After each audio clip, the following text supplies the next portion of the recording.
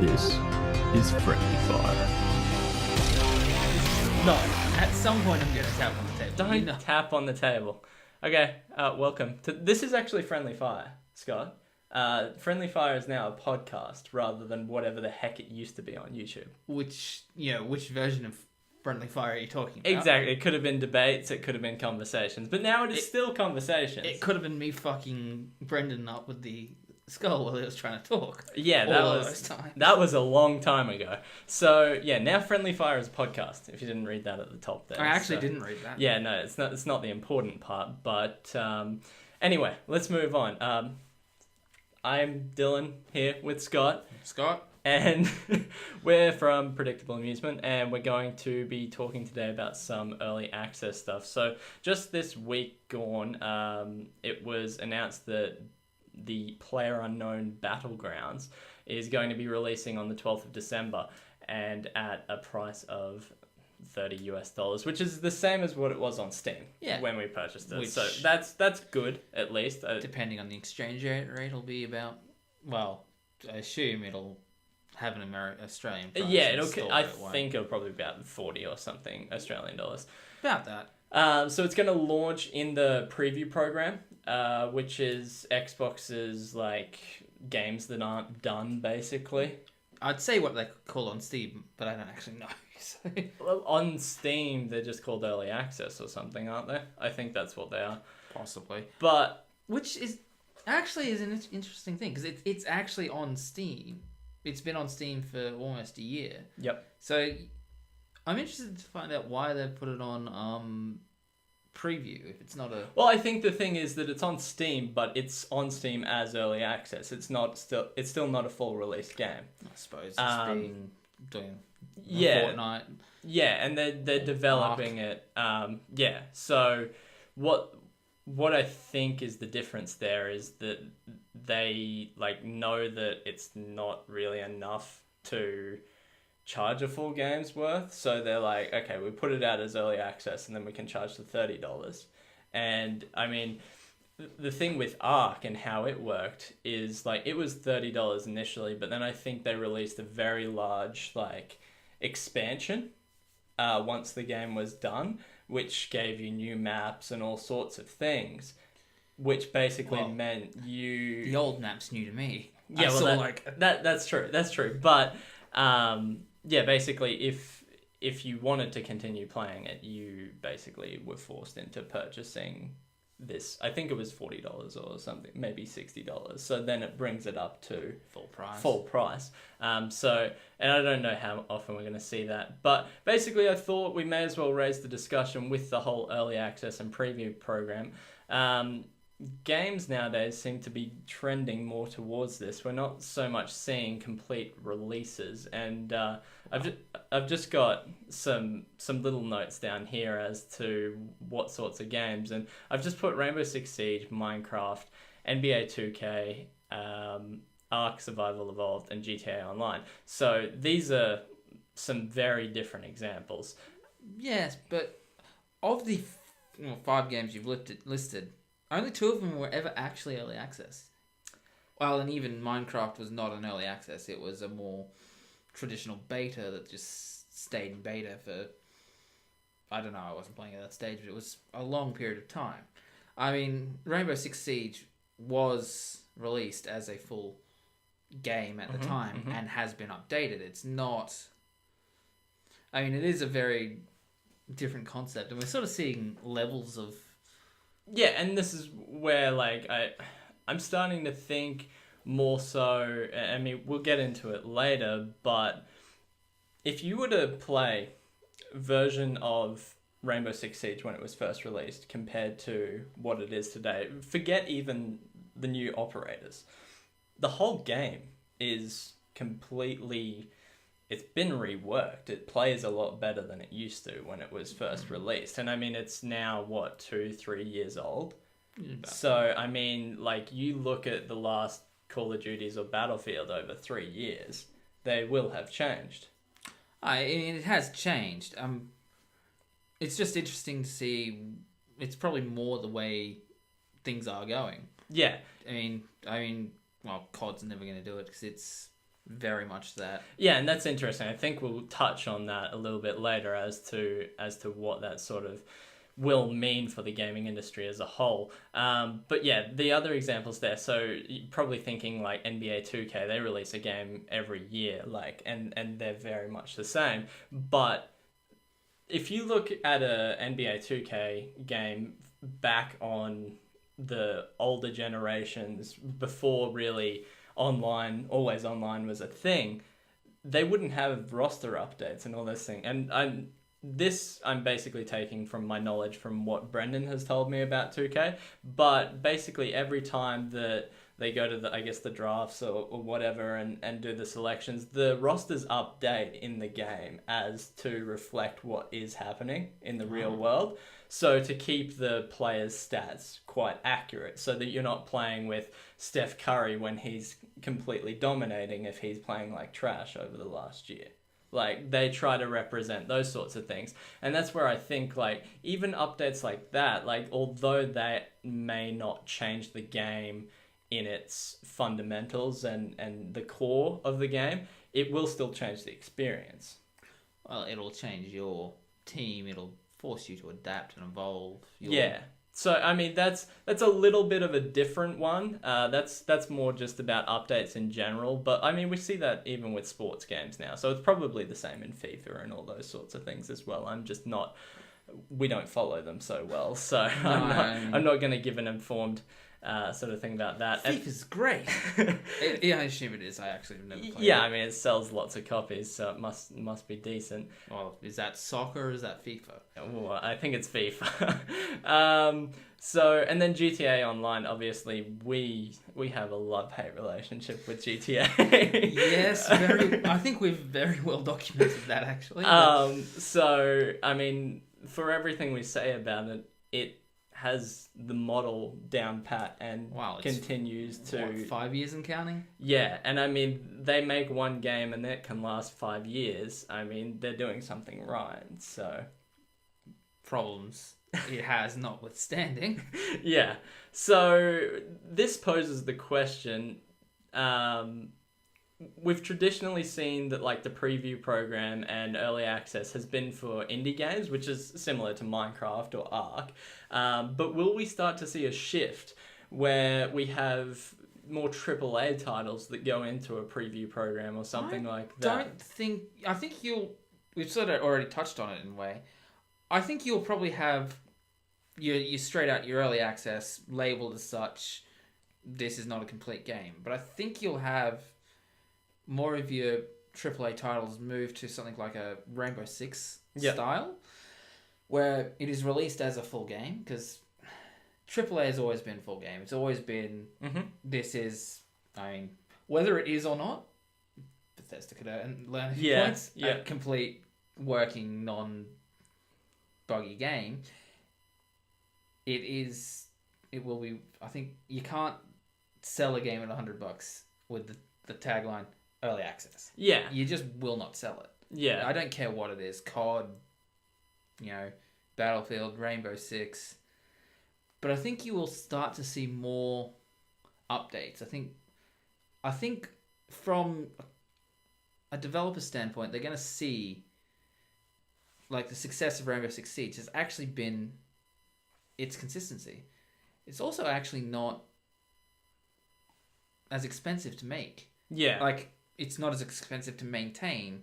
I mean, Rainbow Six versus, I would assume. I mean, I haven't seen the economics. Yeah, I mean, we're not developers of video games, but like... Just from simple an economic standpoint, it just makes sense for it to... Yeah, you're not building something from the ground up. You've got the foundations there and then you tweak it rather than starting fresh. Like, they don't have to go... Like, they might make a new map every once in a while, but it's not like they have to make 7 of them at the start all the time. I think. I mean, the thing is, we're starting to see those bigger AAA titles. They will often have an open beta and a closed sort of beta or something like that, which means we are seeing early access, often with a pre-order or often with like just when it's open to the public, which they're trying to get some feedback. But the thing I'm starting to wonder is it too late by that time? A lot of the time, these betas come out, like we've seen really recently, we've seen with Star Wars Battlefront 2, they had huge backlash for the loot boxes in that game and coming down on them that it was pay to win and all this sort of thing.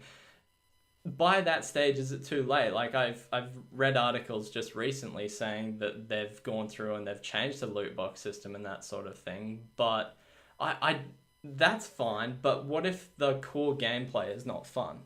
Well, I think that's where developers would have a decision to make. Do we push the game or do we release? And that's, well, it'll all come down to economics. Yeah. Like everything does. But I think it is too late. I mean... And I think, well, this ties in quite nicely as to an example that we're seeing right now, which is a technical alpha for Rare's Sea of Thieves. That game has been in alpha for probably over a year now, and they've got insiders in the program that can play it.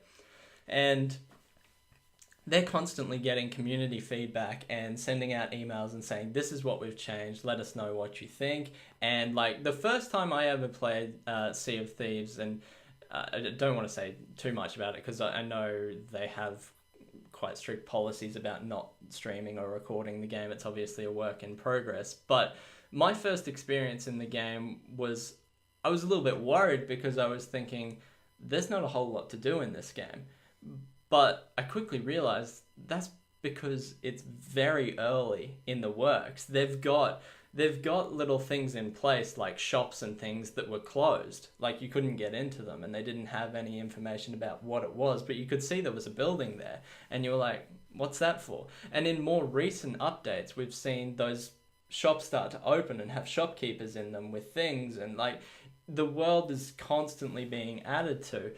And I think that's a really good way about doing it. I mean, obviously, this is a special circumstance where you're not buying and paying $30 to do it. It's free if you've been chosen to jump in. Yeah, but I mean, these guys have Microsoft's backing, so they've got Microsoft backing. Rare, I mean, I haven't played many of their games, really any of their games, but I think it's all about a matter of mobility.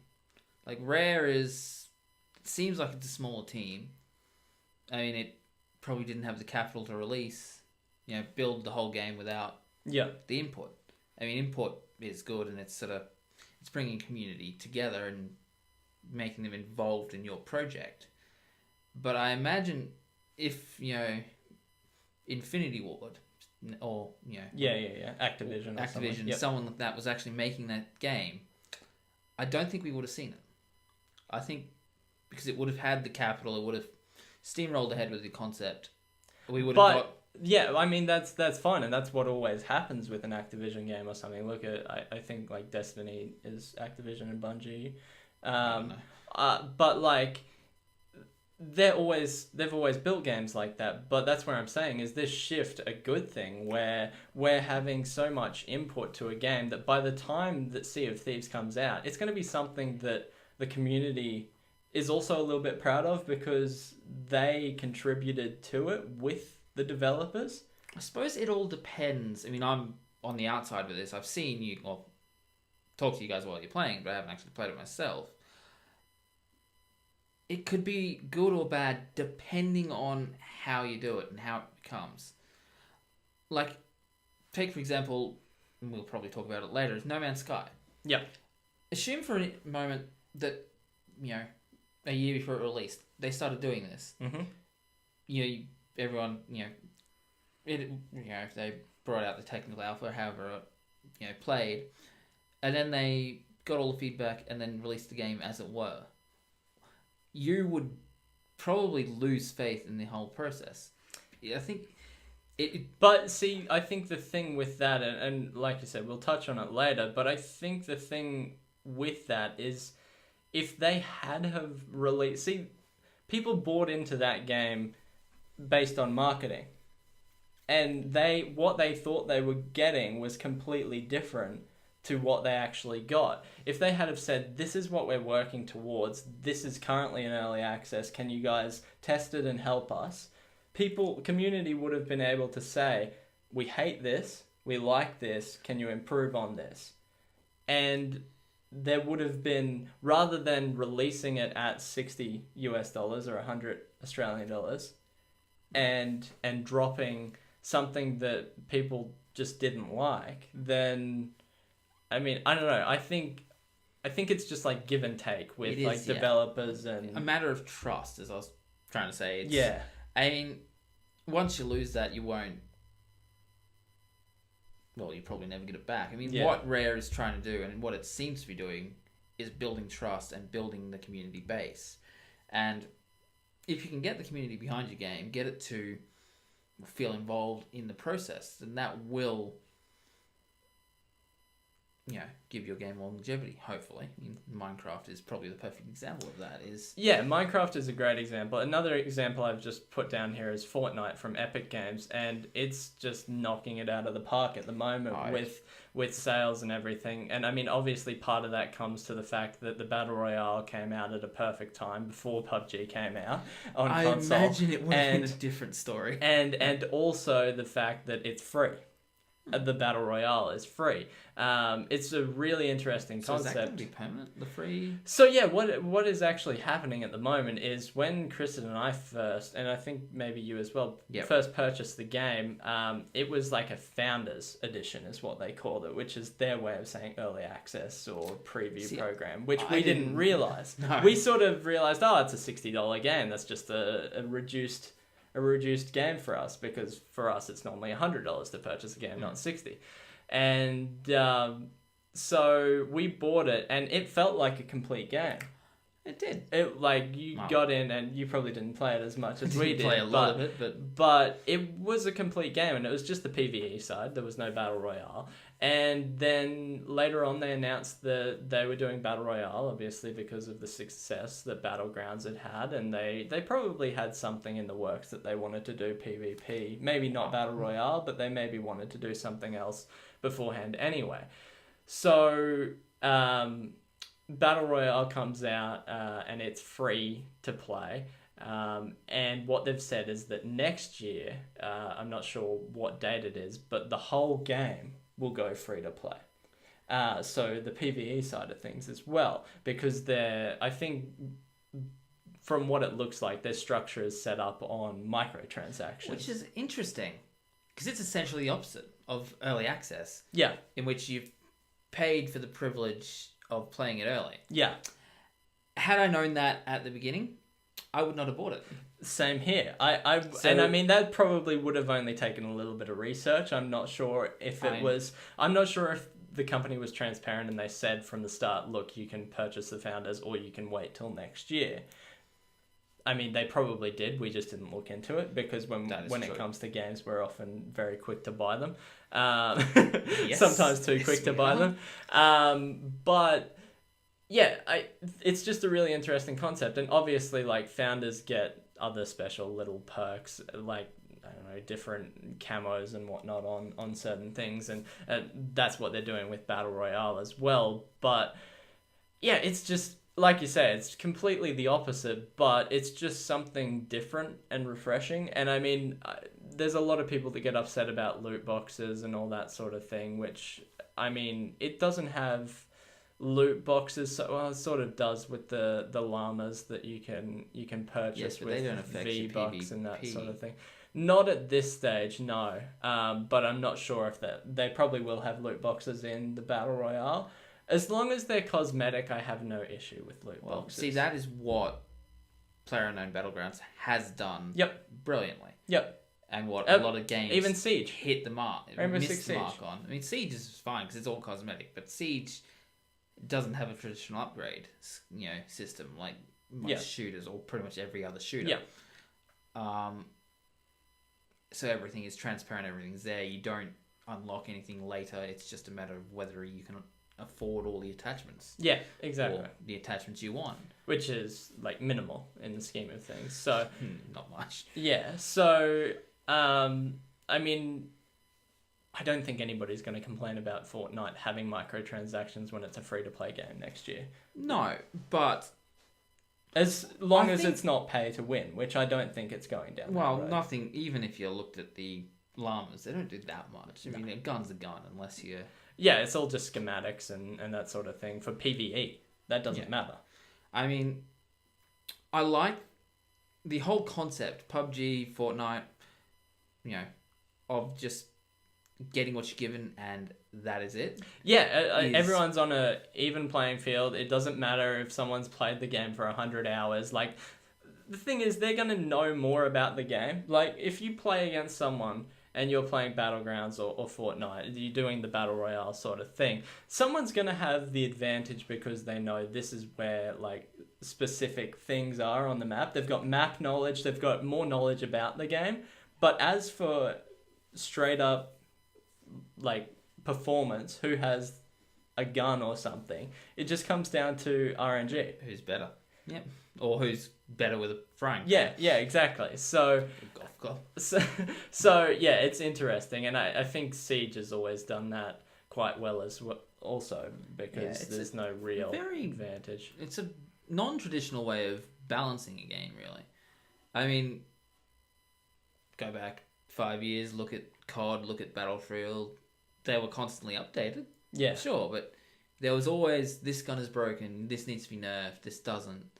I mean, you still get that in Siege, you see that in Siege, but it's not like, I don't know, you don't go into a game and you're always like, I've got to choose this operator because of their gun. Like, sometimes people will do that, but I do that because I like the explosives, but it's not unbalanced. It's not unbalanced because everyone has access to the same things. Yeah. Well, to an extent. I mean, if you haven't got all the operators because you haven't bought them, well, that's...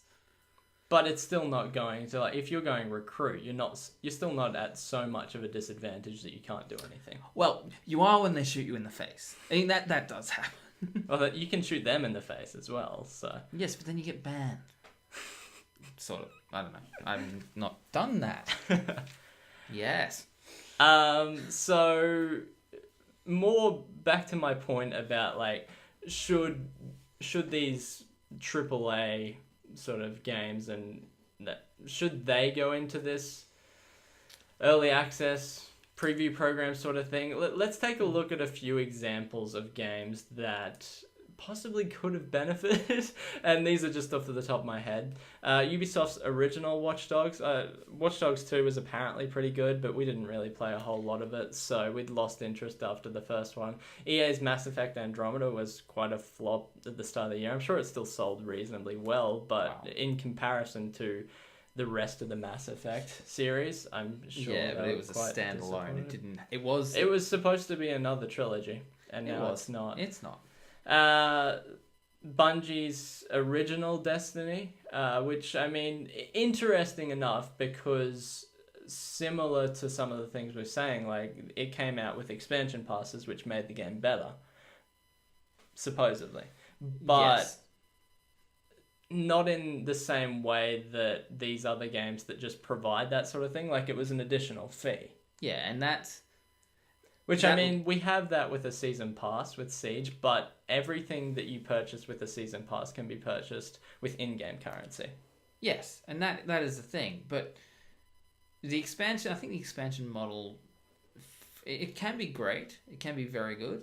It still uses the expansion model in Destiny 2. Oh, it will. I don't think that's going anywhere. It's going back to the simple economics. It's the same. You're using the same assets. You don't have to build a game, and you can get another $20, $30 out of gamers for each module. I mean, theoretically, as long as you keep the core updated and fresh, you could do that forever. I mean, that was from my understanding, the original plan with Destiny. Yeah, exactly. It was, and then I've also got their Hello Games, No Man's Sky.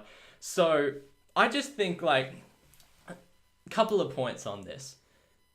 I think it would be very difficult to have a single player experience in some form of beta without giving away story or, like, Like, you can't just release a game in early access that's story driven and be like, here, go ahead and play it, and then they finish the game. Like, I assume there would need to be some lock-off point. You can only play progression up to this point. Essentially or a something. demo anyway. Exactly. So I mean, I don't know how it works as well with the single player story model. So it's a bit hard. But I mean, Bungie could have definitely done it with Destiny. Like, there is a story there, but there's still a lot of just going around and doing things that could have been tested a lot At its better. core, it's an MMO. Yeah. I mean, I think the problem comes down to, well, as I was saying before, size, mobility. I mean, it's hard to change business practices, and early access is a business practice for a large company. Yeah. I mean, you can try and implement it, but it's a moving juggernaut. It's hard to turn. It's hard to change. Yeah, and I think like we spoke about No Man's Sky a little bit earlier, but yeah, like I said previously, I think it came out priced too highly. It should have been priced at an early access game because they well knew that they were going to continue to update it. The game still gets updated today, but nobody's playing it. I'm surprised. I mean, at some point, just let it go, mate.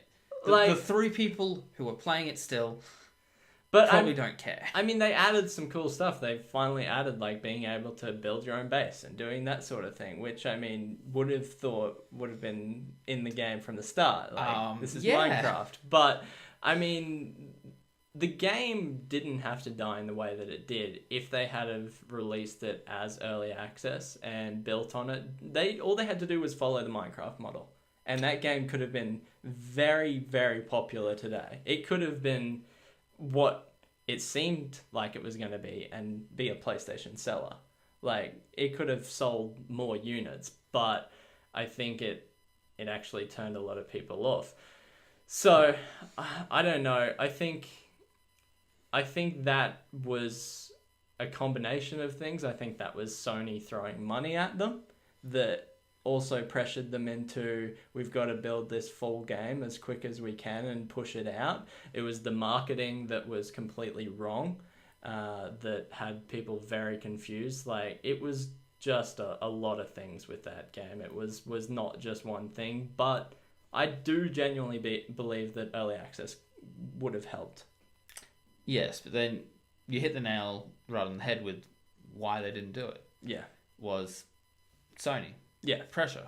They had pressure to release a full game. And they would have been given money. So it's not like they needed the capital from an early access sort of thing that most of these games do. Like you said with AAA titles, which it sold at a AAA price, but it certainly wasn't to the standard of a AAA title. No. It was an indie game trying to be a AAA title. Wow, yes. And that's probably turned a lot of people off indie in a way. Not permanently and not fully, but I think, I mean, we discussed it in one of our old style of Friendly Fires where we said that No Man's Sky was probably something that made people more aware of how games are marketed and how we perceive things and how we should lower expectations slightly. So that's probably what that did, I would say. So now that we've spoken about some of these examples, I wanted to sort of just have a bit of a throwback, and this relates more to like where we are in like 2017 compared to back in the day when you would go and purchase your discs or whatever, like discs and the operative word and play them that way. I think in the old formula, look at Halo, for example. You have Halo, and then years later, Bungie releases Halo 2. Because that's how they continue to make money. It's how they continue to improve the franchise, because people aren't going to play Halo forever. Well, they will, but they're going to want something new. And you'd have sequels and prequels and add-ons and all sorts of things in games. Now it feels more like there's a formula that's coming that, I mean, there's always going to there's always going to be people that like the sequels, like that like having that number 2 or like that next game that comes out that they can look forward to. But for me personally, I would much prefer a developer to make their game as good as it can be without releasing a physical copy every year. But that only works for multiplayer. From a single player perspective, which is what Possibly. Halo was. I mean, But take a look at The Witcher. yes, but I mean, I know you The are Witcher. correct. The Witcher is The Witcher 3, so they've already gone down the sequel line. But The Witcher 3 is much more of a modern Witcher than 1 or 2 was, and Certainly was. it seems like their add-ons to that game was a lot more. One wasn't. I know where you're going. One was added some to normal world, which is fine and was very good. The other added a whole new area. But you end up at a certain point, you can't tell the same story without making a drastic change. And once you change something too drastically, it becomes something else. Like Witcher 3 is Geralt's quest to find Ciri. At some point, he finds Ciri. They do whatever happens. I mean, yeah, that ends. And, the DLC happens, interesting timeline after it where he's around, he's sort of in no man's land in terms of he's in this world. He's got no reason to be in this world. And at some point, you wonder, what's he doing here? I mean, But I think the thing is that I also have less problem with that because you don't see a Witcher game every year, do you? no. And that's the same with most single player games and that's where I have far less issue with them going through and making a sequel which is 5 years later. Look at GTA or Red Dead Redemption or something like that. If they're going to release them, there's all that time in between. I get more frustrated at something like you say, multiplayer, where it's Call of Duty or something, and they're saying, okay, we release another one next year. And it just feels like it's not so much that we've got this completely brand new idea. It's more so just, we need more money. Well, want more money. So we'll probably need more money to keep the lights on so that they can keep making games as well. But to some extent, but yeah, I'm just starting to feel like there might be a new formula rather than just releasing sequels and prequels. We've seen it with Minecraft. We've seen it with Siege. We get more early access. We get updates. And I've also put on here Game Pass because nobody's really talking about it a whole lot just yet. But imagine Netflix for video games, and it's been referred to as that before, but I'm thinking a bit deeper now. I'm thinking you've got Netflix originals and they're releasing content and continuing it on. If something is a Game Pass original, or we're talking about Xbox Game Pass here, but I'm sure there's going to be other things for PlayStation and other things. So we're gonna come to this point where if someone puts something on there as like an original, or whatever they want to call it, perhaps that's a whole new revenue stream in itself. If somebody can get paid monthly for their game, rather than, well, I mean, that nearly seems like an older model, doesn't it? Where you have like Elder Scrolls or something like that. You're sounding very World of Warcraft there. But I don't mean so much just for one game. I know it's what the you mean. difference. You're talking about it part of a service, because no one cares about Netflix. I don't even notice it come out of my bank. I've got it. Money comes out, goes somewhere, shit happens, I watch TV. Yeah. I mean, you press the button and the thing, press the button and the TV works. Yeah. Magic. But you are right. I mean, so see, I don't care so much for all the crappy games that are 5 years old that I'm not going to play and I've got no interest in. But I think if Xbox is smart and they start going to developers and say, look, we'll give you this figure a month for putting your original on here and updating it, you continue to support your game and we continue to support you with the funds. Even if Microsoft themselves put their own originals on there. You're almost really creating a marketplace for indie games there. I mean, because it wouldn't appeal to anyone with a AAA game. No, they could create their own service. You've got EA Access and that sort of thing already. But I think that's probably the future of indie games, in a way. Well, it interests me because I think, like, everyone's so worried about loot boxes and all of these microtransactions in games. And it seems to me like developers aren't looking for alternative income other than release a new game every year or put loot boxes or microtransactions in. Why there. not both? So don't get that idea, people. That's not a good idea. Don't do it. It's already an idea they're using. Yeah, but I don't play any of those games, so I don't give a shit. So, I mean, I don't know. I just think that's also a space to watch. And Phil Spencer's a lot smarter than me, so he's probably already working. I think so. He's probably already working on that sort of thing. But if you aren't Phil, hit me up. I got ideas. What, isn't smarter than you or isn't working on it? I'll probably bankrupt a few companies because it's my model that doesn't actually work. But sure, we'll try it out. Well, it obviously works somewhere. So from this, there's going to be a few implications for let's say the future. Let's talk about the cyberpunk, not actually cyberpunk, but let's talk about in the future when discs are gone, burned forever, nobody uses them, and that's pretty much now. I've got a few up here. Yes, you do. And we're in this world, this really strange place where every game releases into early access. You pay $30, you get to start playing it while it's broken and all the bugs are funny to record.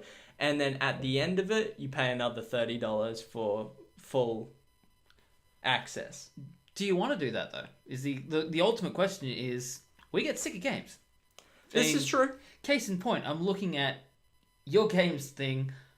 I think of all of them that aren't, new, we play one of them consistently. Yeah, but we like things like Minecraft.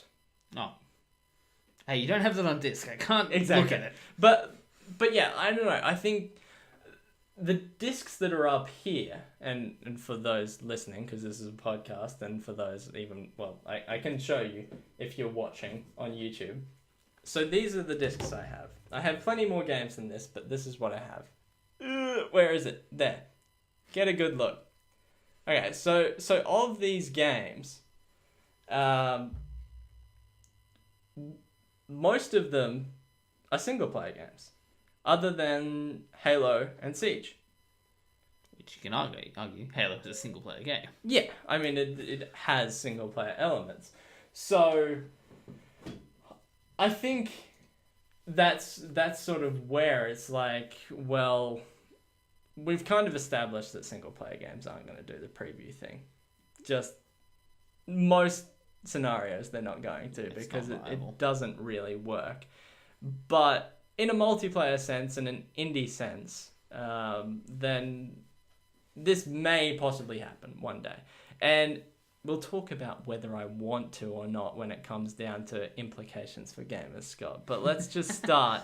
Let's just start with what would actually happen. Now, first off, I don't know, Scott, when was the last time you paid any attention to a game review?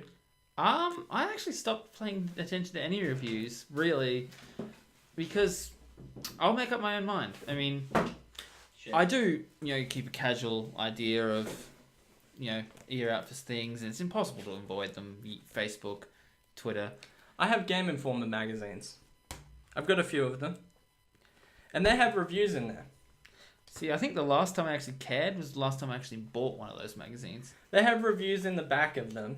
And just here, on this page, it tells me that NBA 2K18 is a 9 and NBA Live 18 is a 7.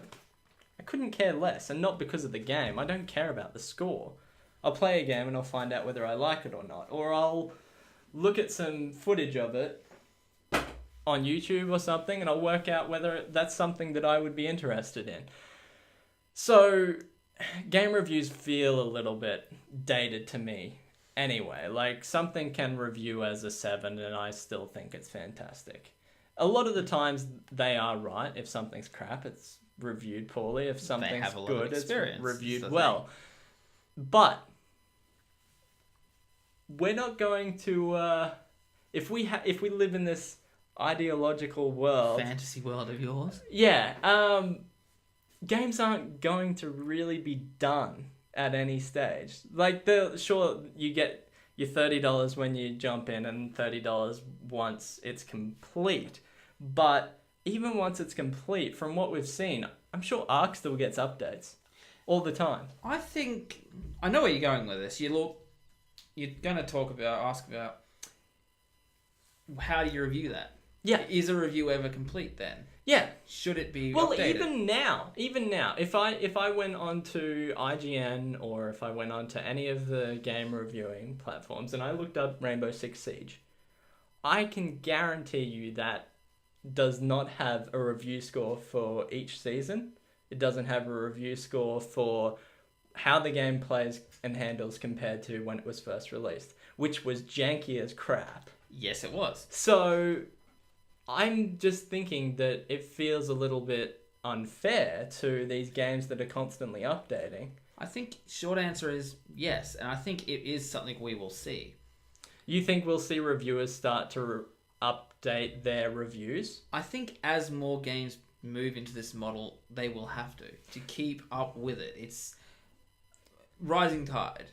When games move to this, reviewers will have to move to that same system. Keep it updated, keep everything up to date.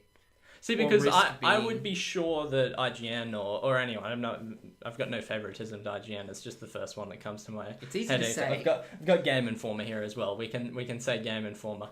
I'm sure they wouldn't have a review on Battlegrounds yet because it's not done. Yes, but in your fantasy world, everyone knows that games aren't done because otherwise. But because there's no physical release, like, I think they only get reviewed once it's officially a game, whatever that means. You would then see. I'm not saying for my fantasy world that's how it's done. I'm saying now. That is true, and I think we will start to see over the next few years, at least partial reviews, first impressions. I think first impressions. You definitely can't give something a score when they've clearly said this is a work in progress. No, you can't. But by the same token, once the work in progress is complete, it's never really complete because they're always going to be improving and updating it. I think you will see different outlets and different reporters and reviewers come up with their own system of updating. I would like to see them, now I've just got down here, I would like to see game reviewers just as a good practice would be to review games annually.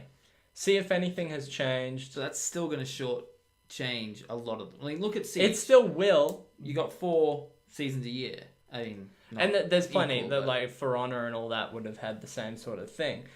But at least this gives you, like, okay, so maybe we like the second season in Siege better than the third season. And we like... I think we do. Well, whatever. But by the time you get to the 4th season, you've got all the operators from seasons 2, 3, 4. There may be issues with ping or something like that. But you say, at this point in time, our review is this. I don't know that, like, unless they have specialized people that focus on certain types of games, which I don't know if they'll ever go down that line. Like, if they're going to say... Almost like a sports reporter. Yeah, somebody who specializes. I mean, esports is getting bigger. Maybe it will be a thing where people start I can see it happening. People start to specialize in a certain area, even if they have, like... And they probably already do have at their firms, like, this dude is our FPS dude. This person's our puzzle, our platform puzzler or something. I don't know. Like, they might have people that have specific traits and things that they like to do. So, I don't know. Just something to to sort of look out for, because if you're hanging on to, like, if somebody was to go back and look at a score for, I don't know, what's an example we've got on here? Minecraft. Yeah, It's Minecraft. probably the... I don't know. If you were to, I mean, I'm sure it always reviewed fairly well, but anything like that, if even No Man's Sky, really, if you hanging on to a 5 or something that it's been given, if it got a 5. Did it get a 5? I don't know. Let us know. Yeah. Send us a message if it got a 5. But alright? let's say now it's a good game, but we just don't know because everybody's so turned off on it, and it's not getting a secondary review, even though the people at Hello Games have been working on it for over a year or something now. But does it deserve a second review? I think there's probably... I think every game deserves a second review. If If the developers are putting in the time to work on their game, I think anybody deserves a second review. I think... Okay, so deserves probably not the right word for it. But when everything comes down to it, I've said it before now, is everything boils down to a commercial decision. And for a game reviewer, their revenue comes from relevant content. And I mean, I'm even if it is a good game now, No Man's Sky is not relevant. But I would be interested, though, in if reviewers start to do this, and then someone comes out and says, hey guys, No Man's Sky is actually really awesome now. And then people are drawn back to the game, and it sells games for them. Like, perhaps there could be some revenue in it for them. I don't know. I mean, not getting to the point where it's like, we're going to say your game's good just so that people buy it. We're not saying that, and that's unethical. Yeah. But I think, as with everything, times change, things move on. If it's not relevant now, you're not going to write about it. I mean, there might be you have all those retro, look at these games from 5 years ago, what happened to them? Yep. And you see a lot of that. You'll probably see No Man's Sky in that. And maybe it gets a good review, maybe people go back to it, have a bit of nostalgia, just masochism, whatever it is that draws them back. I think you'd see it a lot more with a world where everything's constantly being updated, is things will have to stay relevant, have to stay current, or risk being left behind. And if you're in a world where everyone just updates the games, you don't have these new, COD 76, I think you'd see the pace of progress would have to be fast. I think you'd see a lot of things just drop off the wave, fall behind, have a bad update, get swept away. I mean, it'll be interesting to see. I hope it doesn't happen like that, because that is basically the same issue. I think we are already to the point where things are being reviewed constantly, to like things as they happen are being reviewed. It's just not official. It's now influencers and people on YouTube and Twitch and that sort of thing that are speaking their opinion about things. And that's where people, like I said, if I'm going to buy a game, I go and watch a YouTube video or something like that. I think this is where probably reviewers need to be a little bit concerned that they're going to lose their audience if they don't keep up to date with what the content is. I think so, but I mean, the benefit that the reviewers have always had is that they got their hands on the game first. They could play it and tell you whether it was crap or not before it released. Now things are being given to influencers before they release for them to play. Well, I think it's even just in early access. It's not as big a risk, so it is not. Yeah. Like we bought Fortnite. I think I maybe spent $60 on it. Yeah, it was probably from about whatever it was. I $60, don't even remember. Yeah. I mean, I played it for a while. I've played a bunch of the Battle Royale. Yep. I'm satisfied. Yep. If I had spent $100 on that game, I probably would have done a lot more research if the price tag said $99.99 instead of $59.99, yep. whatever it was. Yep. And I think we're sort of moving away if we're moving towards a more early access. Yeah. I think you probably will see less reliance by, not majority, not everyone, but some people on a review at Yeah. all. Yeah.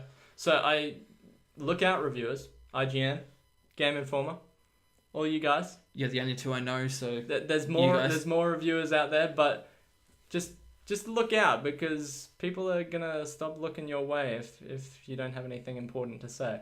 But moving on, you've been talking about the corporate side of things, Scott. Let's talk revenue, game revenue. I'll get my books. Just wait, I probably got some back there. I got commercial I've law. got company accounting, that works. So my fantasy world, right? What's going to happen? Do you agree with what I've got here? Reduce physical sales in the short term. Well, I think regardless of what happens in the future, whether it becomes early access, that's a definite. Just because people are... Well, sorry, I have physical because I mean like even oh, you're talking about digitally as well. definite sales. Yeah, I mean sales in like reduced physical sales because you're not selling it every year. Rather than selling five, and we keep using this example just because it's easy, but 5 years worth of COD, you're only selling one, and then you're updating it over 5 years. You lose 4 years of sales. You do, to an extent, but you will end up with a siege mechanic. I mean, what was the last season pass? It was like $70. Yeah, probably. I think the first season pass was 40. Yeah. I mean, you will still. I don't think you're going to lose. Well, but I'm just saying, like, you're losing those sales, right? We can agree there that you're losing 4 years of those sales, those types of sales. You might be substituting it with other sales, but you're definitely going to lose out there. Yes, you are. But okay, so we'll just start with that.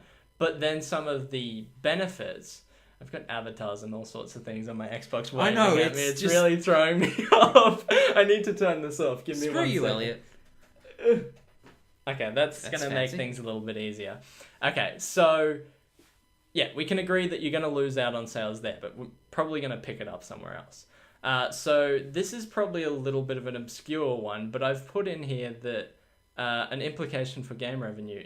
If we've got this early access and we've got this constantly updating sort of world that we're living in, you're going to build a more passionate community. Maybe also not. Like, you can get the negatives of that as well, but you're going to get people that stick around for 5 years like they are in Siege. I think you'll have the same types of things happening now. You've got people who play COD, people who play Battlefield, and people who don't. But I think more so rather than someone playing COD when it first comes out for a month and then getting sick of it, as opposed to somebody who's like, okay, well, this is the game that I'm going to play for the next 5 years, so I may as well get good. Like, I think that's got something to do with, like, if someone doesn't like the next Battlefield that comes out, they're like, oh, well, it's just a game. I didn't like the last one that came out. Yeah, but the thing is, like, they're like, oh, well, there'll be another one next year, or an equivalent. True. So I feel like doing this sort of thing, we've already seen it with Siege, where it built, like, the audience there is on Xbox, it's a pretty shitty community, but it's a very loyal community. It is. They come back day after day, whether they've had a bad time or not. Do we? Well, maybe not us, but a lot of others. We're not loyal. We've got no loyalty. We just play video games. We don't care. So now this is what you were saying. This is similar to what you were saying. Increase sales to cosmetics and season passes. So because this is where we're going to be substituting our income from those lost sales on physical. I think your season passes will probably just become your sale. And this is nearly like what I'm saying with Xbox Game Pass. Have like an Xbox Season Pass or something where you're paying a certain amount per month and you just get to keep playing the game and updates happen and everyone's happy because they're playing the game and the developer's still getting money. Like, we've always had this, you say you have 5 games, they've all got their own season passes. If we start to have a model where you pay $30 a month or whatever, and you just have all of these games that are constantly up to date, I think that could be an interesting model. It could be. It's just whether or not it's I don't know viable if it's- for the yeah. developers. Yeah. That's what it will all boil down Yeah. to, is what the developers... I mean, Netflix is making heaps of money, so it has to work, right? Yeah, this thing that works in a completely different media is going to Look, work. it's got to work. Of course. what do I know? Transitive property. Everything that works in this model will work. So I yeah, think the it's- only fear to that is people with the loot boxes, pay to win, that they're not going to like that sort of thing if that's a substitute. Yeah, I think microtransactions are in the community now. They're an accepted part of games. Hell, fucking Shadow went this long without swearing. Oh, it's fine. I've got it as there's a little tick box in the podcast section I found on SoundCloud. It said explicit content, and I was like, I better tick that because it's going to happen. Of course it will. But you look at Shadow of War. I mean, it's a single player game, and it's got loot. It has loot boxes. Completely not relevant though. Not relevant, Well, like, but I think not required. Sorry. You are right, but it is a sign of the times, and it is. I think that was someone higher up in the developer, not the actual game designers. I think that was someone from sales that was like, we need to have another revenue source, and this thing is popular within other games. Let's put it into our game. I think so. there would have been plenty of people developing that game that didn't want that in there I'm because sure it just felt a bit out of place to me. Like I've played that game a lot. The only time I've gone into the loot box area was, I mean, you would have gone in there more times than me because you got more from the version that you purchased. Whereas for me, I went in there once when I got some gold currency from the game. But I mean, that's still cool that the game gives me currency. I mean, you can still earn it in game if you want. It's not even, you don't even required to purchase it. You're not. I just think it's a sign of the times, and I think until there is a shift in the mindset of gamers away from paying for the microtransactions, if no one buys them, they'll take them out. Yeah. I think you'll see microtransactions stay, regardless of the format you're purchasing your game. Season pass, monthly, whatever. I think it's too attractive for a developer as a quick and relatively easy revenue source to have it, to get rid of it without, well, as I said, a major shift in player mentality. Yeah. Away from that I concept. mean, yeah, if enough people complain, then maybe something will happen, but who knows? Complain, not so much. I think it's more a... I mean, stop vote with your money. with their wallet, yeah. So, I mean, another thing that I didn't have on this list here in front of us, but I just thought about it then when I was talking about Shadow of War, the traditional Ultimate Edition and like Standard Edition. I don't know how long that's going to be around for. It seems like if you look in the coming soon section, they're all there. And now it's moves more from getting the statue to you get this in-game thing. There's still always been in-game things. Yeah, well, there always has been, but now it seems more so. Going back to Fortnite, their massive version of the game, which costs like $200, gave you 4 copies of the game to give to your friends. So that doesn't even to me feel like a Ultimate Edition because It's not. I mean, they're still getting a crap load of stuff, but they're also getting a bunch of games.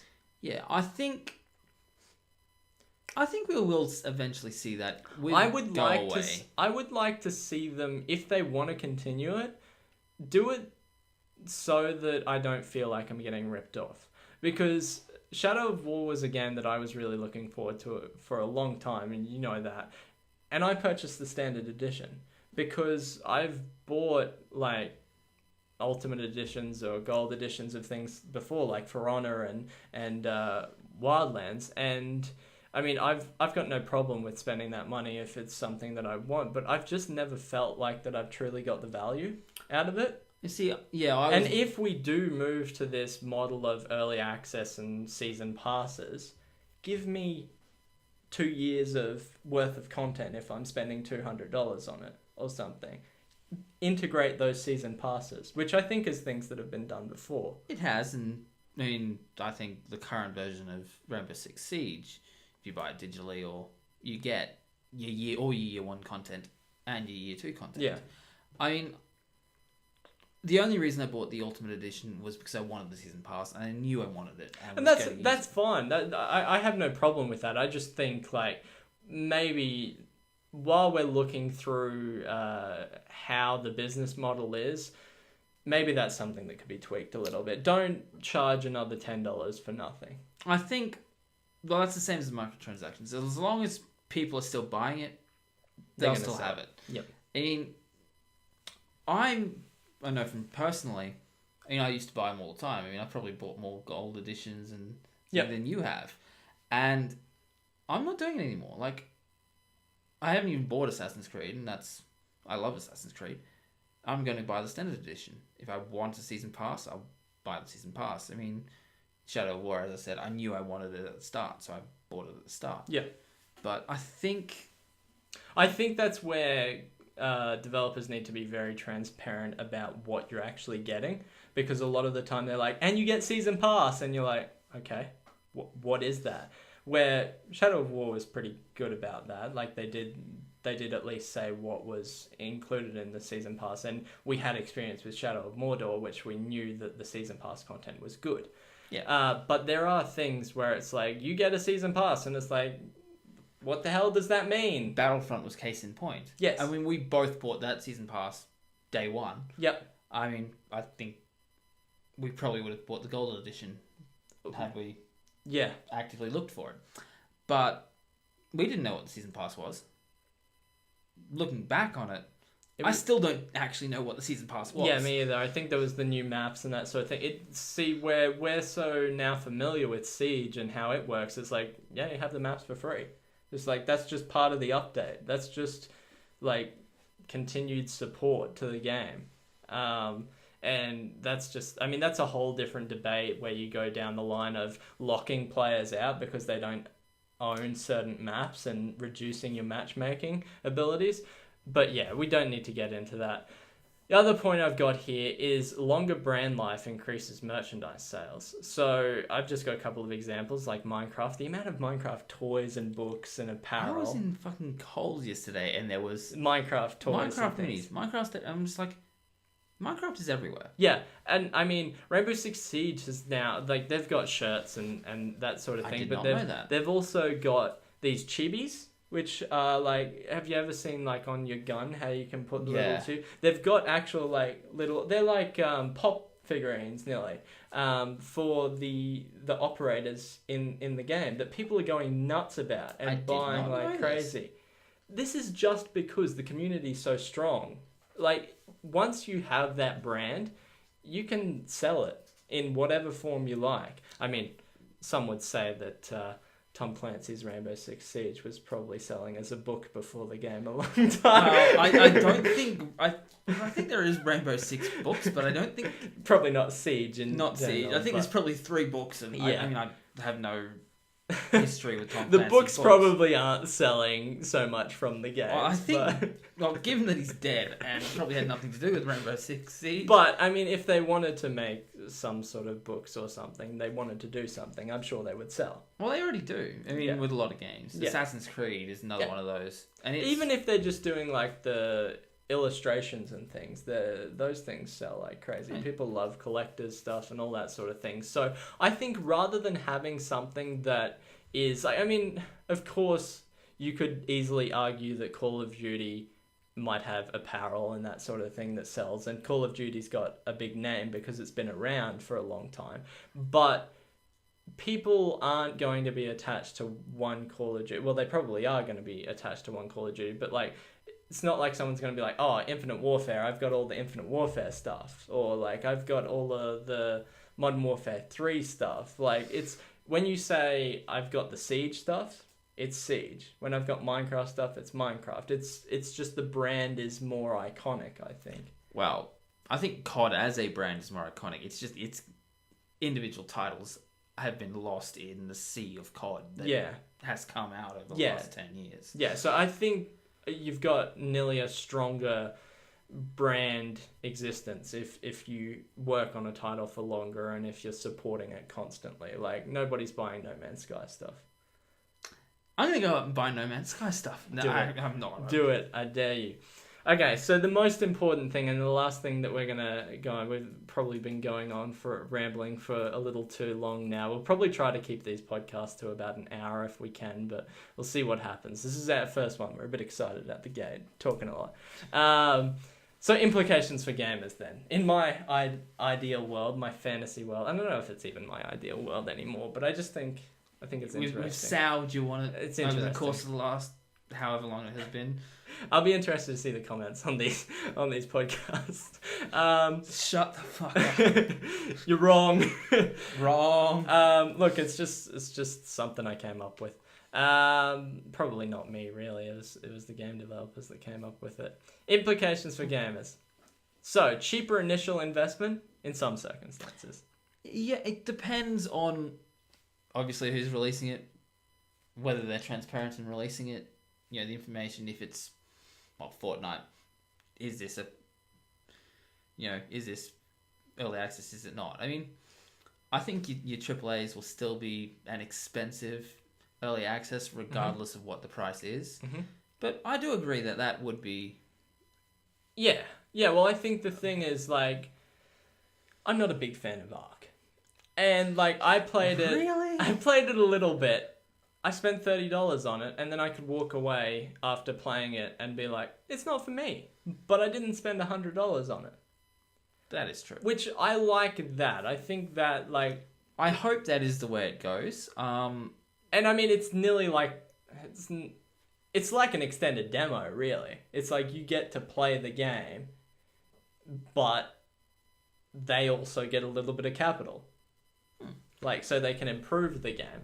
I just think, like, if you tell a developer, look, you've got to build your own game for the next 5 years, and then you've got to release it, and you've got to make all your money back, and people don't like the game, and people don't buy the game, that's a lot tougher than, hey guys, we want to make a game, it's really early access, if you'd like to play it and contribute to the community, you give us this small fee and you get to play it and we get to work on it together. I think that's going to be beneficial for both the gamer and the developer. Don't know. I think so. I hope that's the way it goes. This is sort of what we spoke about before, but I don't think we'll ever see the single player story driven game disappear, but I just think in this model we're not going to see the single player story. I think there's the one example I could probably come up with was We Happy Few, which was on preview program, and I think it is a single player story.